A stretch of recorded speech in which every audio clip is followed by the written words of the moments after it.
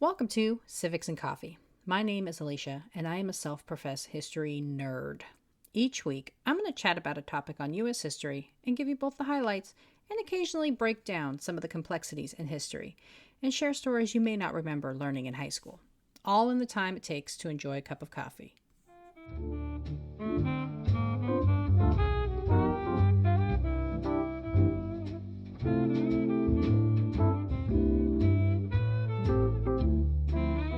Hey peeps, welcome back. One of the reasons I love doing this show so much is I get to share history with the public. For me, history is fun and engaging and personal, but I understand everyone has to make their own connection to it, and people connect to history in many different ways. Some love to watch documentaries, while others love to attend museums and even more love to listen to podcasts. Public history is such a broad topic, and I wanted to learn more about the field and how one navigates the many ways in which someone may become a public historian. So, when I was introduced to somebody active in the public history space, I jumped at the chance to have a conversation. Holley Snaith is a historian who specializes in the 20th century U.S. history.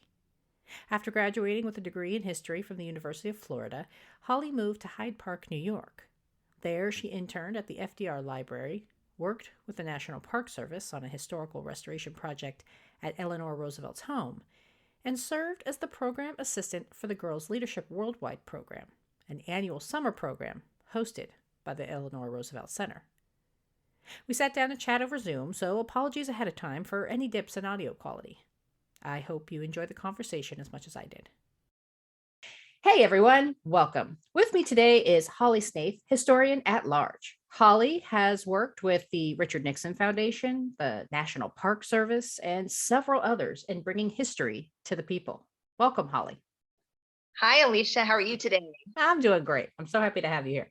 I'm so excited to have you on, given your experience in the realm of history that I think many are unaware of, or at least unaware that they're participating in, and that's public history. And so while we start our conversation, let's just start with the basics. And how would you define public history? So this is how I think of public history. Public history is not doing history in public. It is presenting history to the public. That's kind of how I think of it. So a public historian applies their knowledge and skills to work in museums, in archival institutions, historic sites, government agencies, or even in the media, and also as independent contractors, which is what I've been doing for a long time. So basically outside of the realm of the academics and working in public universities and whatnot, because I wanted to work in history from the time I was in high school. And so I interned at FDR's Little White House when I was 17 years old. And I knew that I wanted to do work in history, but I didn't want to be a professor, so to say. Mm-hmm. So public history is a very broad term that encompasses many things, but that's kind of my take on what public history is. Yeah, definitely. I think, podcasts, museums, these are all things that are of the public history realm. Anything that we can do to get history into the face of the public is something that's usually been my definition. Make it interesting for people to want to learn about. Mm-hmm. That's the catch. Yes. Especially with technology and how it evolves and whatnot. So we just have to keep it interesting for people, especially younger people. Mm-hmm. Indeed. And so, touching on that and touching on making it interesting for younger generations, how can public history help us in our understanding of the past? So I love this description of public history. Public history uses the past to illuminate the present.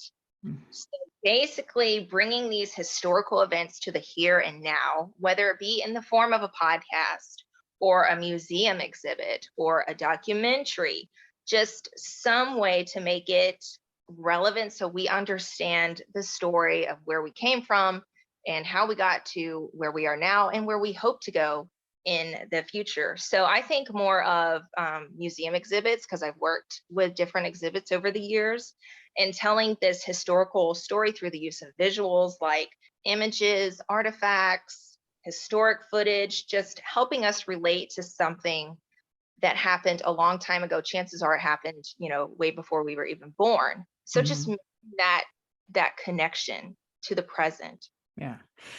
I think I've always found that whenever I don't know what the heck is happening in current world events and the current state of the nation, I tend to look backwards to see, okay, have we gone through something like this before? And I find that, Right. ironically very grounding. And, okay, well, we're in the middle of a pandemic. We've done this before. Through something like that before. Yeah. Absolutely. Yeah, definitely. And so you have had some pretty envious experiences in your career. So what was your favorite public history project? My favorite one was probably the largest one I've ever done, and that is the Val Kill photo restoration project. So for those that don't know, Val Kill is the Eleanor Roosevelt National Historic Site in Hyde Park, New York. And I was up there for 2 years. I worked as an independent contractor with the National Park Service. And I'm going to try to explain this to you because it was my job to find the original photographs that Eleanor Roosevelt had up in her home at the time of her death in 1962. So I was looking at basically a photo album of black and white photos from 1962 that an archivist took. He went to Val Kill right after Eleanor died and took these photos. So I had this photo album and I was zooming in with a magnifying glass.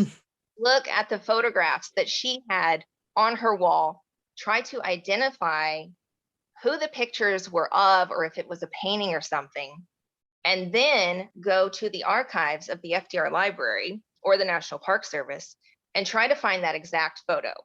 Because Val Kill had been in the hands of Eleanor's youngest son, but he and his wife had this big auction and they auctioned everything off.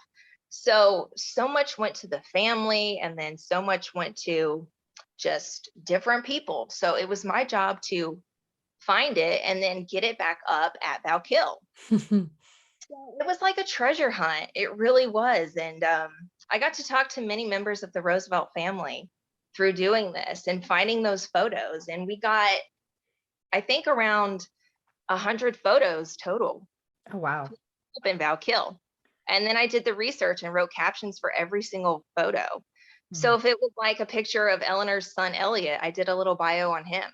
And, or President Mackenzie King of Canada, wrote on him, Winston Churchill, all kinds of people. So basically that was that project. Yeah. And so you mentioned you talked to several of the Roosevelt family members. Did you get any cool little anecdotes in your discussions or from the grandkids, just about their grandmother? And it's just, to them, that was their grandmother. Right. That was it. She wasn't the Eleanor Roosevelt that we think of today, the first lady of the world. She was just grandmère to them. And so just those really personal stories that I heard. And so many of them since then, this was a few years ago, a few of them have passed away. And so I really cherish those memories that they shared with me, for sure. And, what's really gratifying is to know, it's strangely enough, I haven't been up to Hyde Park since the National Park Service got the frames and everything for all the photos. So I haven't seen this whole project in totality. And I have people that tell me about it and seeing those photos. And so, it's really gratifying to know that as long as Val Kill is open to the public, that my work will be up there for people to see. And so how do you approach preparing public exhibits? What's your modus operandi? So this is what I think about. The 2 S's. First, I have to know what story I'm going to tell. And then I think about the space with which I have to tell it. So, for example, when I was doing a exhibit on Pat Nixon at the University of Southern California, the story was about her ties to USC. And I knew that I only had a few cabinets to work with in putting up these images and the panels explaining, what the photos are, and basically just telling the story about why USC really mattered to Pat Nixon. Because, well, Pat Nixon was our first lady to have a master's degree. So we were really proud of that, and just trying to really just show how, she was always so connected to USC and that family. And we were so proud that they were honoring her with a scholarship and whatnot. So I knew that I had a very limited space, and it doesn't matter if you're working on an exhibit at the Louvre, you still have so much space to work with, and you don't want to cram too much in, because that's just too much for people to take in and really comprehend. But then you also don't want it to be too sparse and too bare looking, because it's telling a story. Nice. And do you ever find yourself like struggling of, oh, I really want to include this, but this is super important? And, how do you make those judgment calls? Sure. So it goes back to the story and the overall story that you're telling with the exhibit. And that means that not every artifact that's included is going to be big and flashy and impressive. And that's not to say, look, I've been in museums where I've seen some really cool Cadillacs included, right? And you love that. Like, you love flashy cars or big, something really fancy and shiny. That's great too. But it's all about the own unique story that artifact tells. And you want people to walk through the exhibit and go, wow, look at that. I had no idea that little thing meant such and such, to, like, the Roosevelt family Bible and what that meant to FDR being sworn in with his hand on that Bible. Like, everything tells its own story. Madeleine Albright, I worked on her Read My Pens exhibit at the FDR Library back when I was interning there. Every pen had its own story.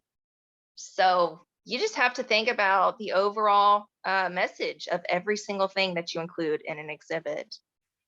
And do you prefer to work in smaller spaces, or do you like bigger, more grandiose exhibits? It depends. I think I really liked doing the Pat Nixon thing because I only had so much space, but again, it was so clear what we were trying to tell with that exhibit. And it also made it a little bit more cozy and more quaint and a more personal viewing experience for people to be in just basically one room in this one building. But, it just depends on the place and the space. And so you're talking about like identifying artifacts and stuff. Do you like map out your, like when you were doing the Pat Nixon, did you say, okay, I have X amount of cabinets. This is my story. I want this cabinet to say this. I want this cabinet. Or do you just find that the artifacts kind of speak to you and you kind of plug them in as you're developing that story? With the Pat Nixon exhibit, it was images. Okay. So we tried to do it in a chronological order, basically. So like the first cabinet were pictures of Pat Nixon during her childhood and then during her college days at USC. Then we had some of her at USC in the 50s when her husband was vice president. And then we had more of her in the Rose Parade with John Wayne and his wife in, I think it was like 1973. And so she was first lady at that point. So it was in a chronological order for that. Okay. But not every exhibit is that way, of course.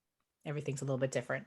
And so you touched on Madeleine Albright, and I'm not going to lie, I kind of geeked out a bit when I saw you had the opportunity to greet the former Secretary of State. So what was it like being in the presence of such a historic figure?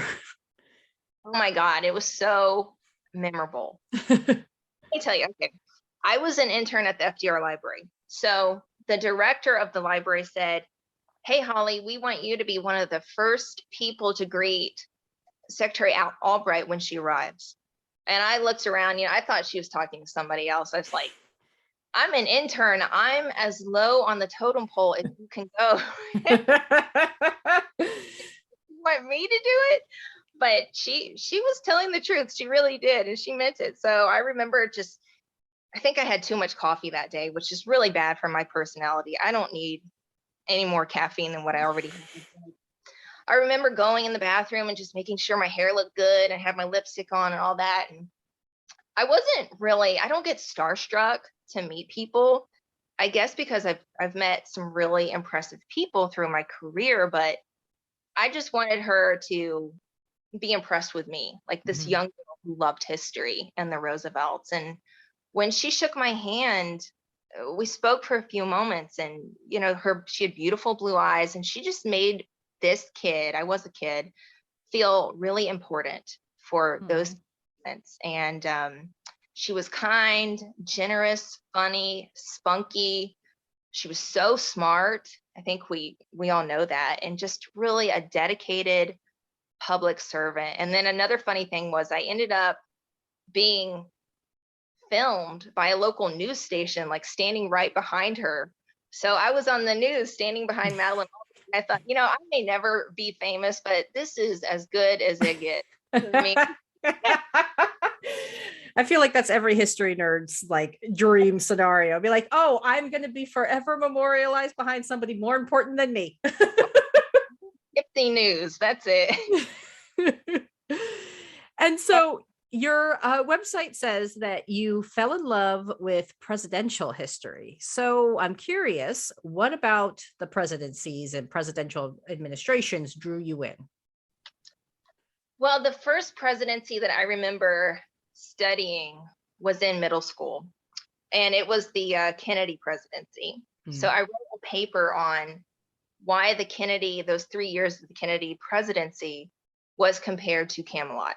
So King Arthur, Queen Guinevere, Sir Lancelot, all that stuff. And of course, that's mythology and idealized in many ways. But I just remember, I think at that time, being 12 years old or something, just being really impressed by the glitz and the glamour and the arts and all of that encompassed the Kennedy presidency.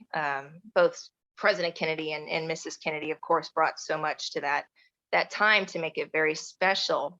And then in high school, I went to Warm Springs, Georgia, which is where FDR had the little White House. And he went there in 1924 to receive treatments for polio because he had heard that the natural spring waters had like healing powers.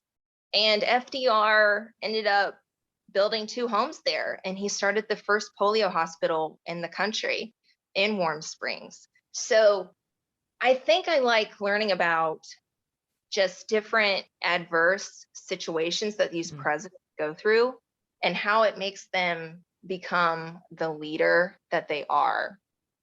And, FDR definitely with the polio and spending so much time in the rural South, that definitely impacted how he viewed social and economic issues, because he grew up in a very patrician family in New York State, very well off.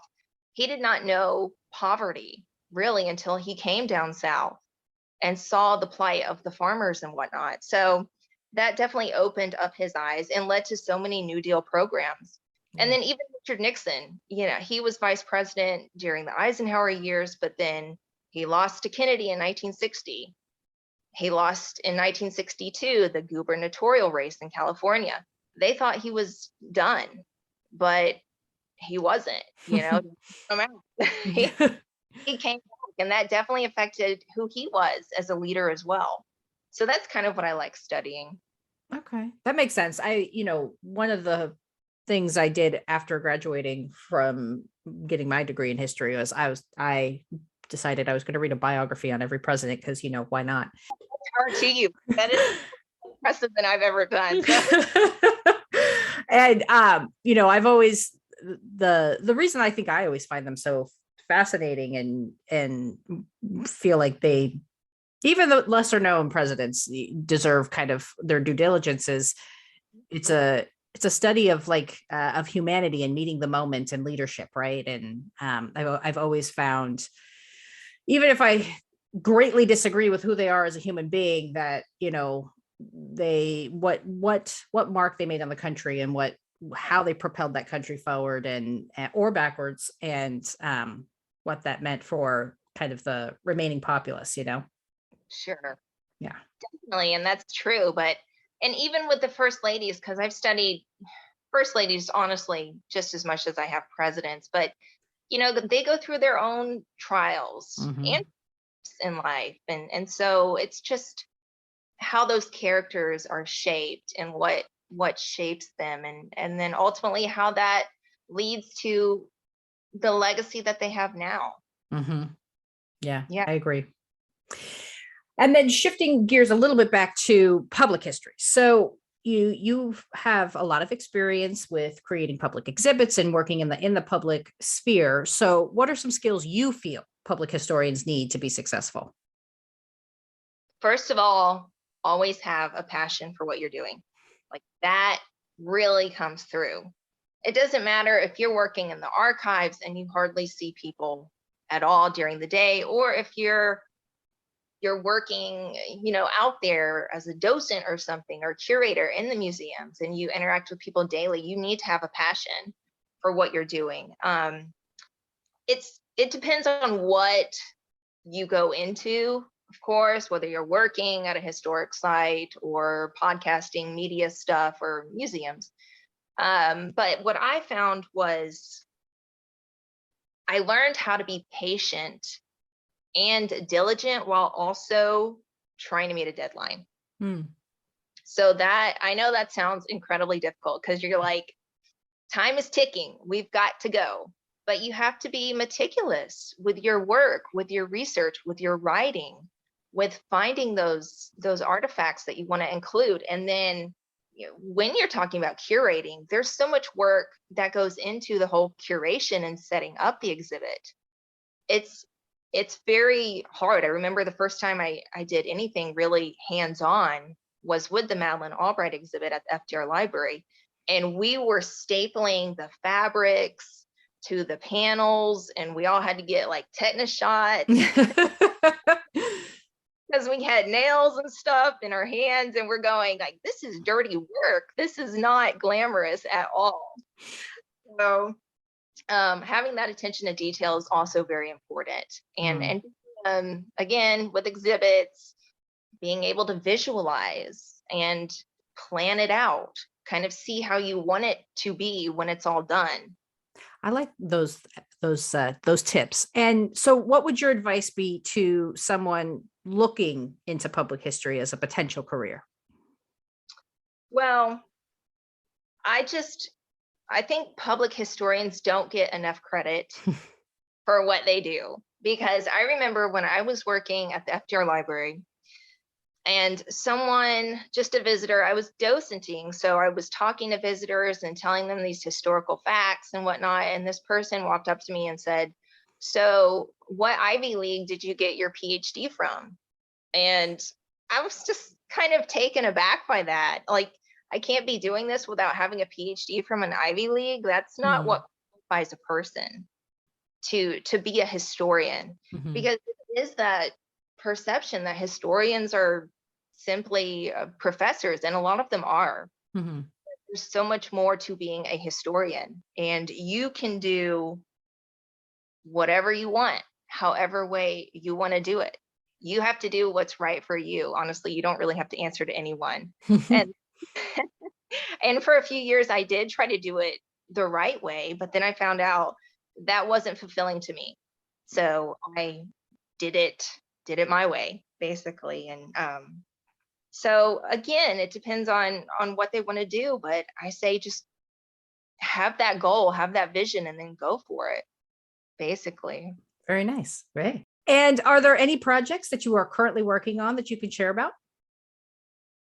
Well, it's been a busy year. This year has been very busy so far. I have been focusing on my writing for the past couple of years now.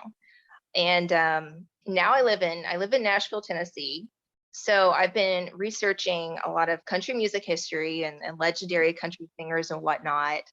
But I also still publish the presidential history and entertainment history. I also work on that. So this year alone, I've published articles on Loretta Lynn, Harry Truman, Charlie Pride, and country music duos. So just like this whole broad spectrum of articles. And I'm working on one now on Dottie West, who is a country Western singer-songwriter. And actually, her granddaughter will be contributing to this article as well. So that's very Oh, cool to have these different generations include their input.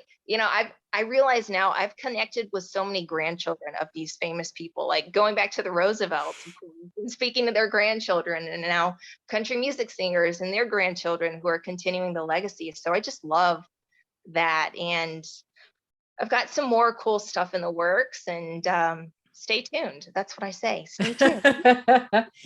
and are there any big goals that you're working on in your realm? I know you go all over the map. You're very creative in terms of how you access and engage in public history. Definitely. I want to write books in the future. Of course, finding the time as we're working and going through life and doing everything else, finding the time to really sit down and do the research and then talk to your sources and whatnot. That's challenging, but that's definitely a goal of mine. And basically just continuing to engage with people. And I have to say, as I gain more followers through my writing, I have heard from people all over the world. Like, I wrote an article this year on Pearl S. Buck, the author, and she wrote The Good Earth. And someone in China reached out to me and said, "Hey, I learned so much from your article on Pearl S. Buck. I would like to quote it in a paper that I'm doing. Do I have your permission?" And then they were just sharing stories. And then I've heard from people in France, Wales, Scotland, somebody that read like an article on Loretta Lynn or FDR or something, and they really took something from what I wrote. And that's just the most gratifying thing. So continuing to build those connections and just my audience and hear from people and really find out, what they value and what they appreciate and what they love about history and whatnot. So those are kind of some of my goals. Hey, those are great goals.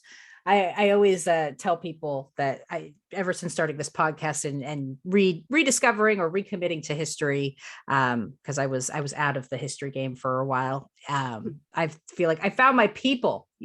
Just we can geek out about just random factoids that I tell my husband, and he looks at me. He's like, sure, honey." It was a huge jump for me because I went from working at 2 presidential libraries. I was in my early 20s when I did that. So I did that. Those were 2 big dreams of mine. And then I was transitioning, kind of figuring out what was next at such a young age in life, because the story wasn't over, right? It's like, Right. You have to keep going. You have to find something new. And so I kind of jumped into country music history. I'm from the South, so I grew up listening to this music and whatnot. And it was kind of a connection to my past to do that again. But not knowing how my followers on LinkedIn or social media would respond to that, going like, "Why is she changing? Right. Why is she doing this? We don't want to read this," or something. But then it just like grew. It actually enhanced my audience, and I love it. If you love the history, that's really what matters. If you love what you're doing and what you're researching. Yes, I definitely, there's some old adage that says, if you're passionate or love what you're doing, you'll never work a day in your life or something like that. And I mean, I know it's hard and difficult and all of that, but that is true, but we got to work and pay the bills too. So yes, definitely. All right. And so as we're wrapping up, where can my listeners find more information about you and the work that you do, and maybe any future projects that you might have in the pipeline, or when you score that book deal and you're getting ready to publish your manuscript? Where can they find you? www.hollysnaith.com is my website. And there you can find all my articles. You can view my portfolio and the projects that I've worked on, including the Val Kill photo project. There's actually, the National Park Service has a whole website dedicated to those pictures. So you can view the pictures by room, like Eleanor's living room or the office, and click on every photo and read those captions that I wrote. So you can do it all virtually as well. You don't have to go to the site. So that is really cool. And then I am on LinkedIn and Instagram, and I publish on different publications on Medium as well. Awesome. And that can be found on my website. So Awesome. Well, thank you so much, Holly, for coming on. Really appreciate it. And peeps, be sure to look up Holley Snaith. She's got a lot of really cool things. So definitely go check her out. And again, thank you so much for coming on today, Holly. Really appreciate it. Thank you. Thank you for what you do. Really Oh, appreciate it. Thank thank you. you. Thanks again to Holly for spending her time with me. To learn more about her and her work, head on over to the show notes where I've linked her site. Thanks, peeps. I'll see you next week. Thanks for tuning in, and I hope you enjoyed this episode of Civics and Coffee. If you want to hear more small snippets from American history, be sure to subscribe wherever you get your podcasts. Thanks for joining me, and I look forward to our next cup of coffee together.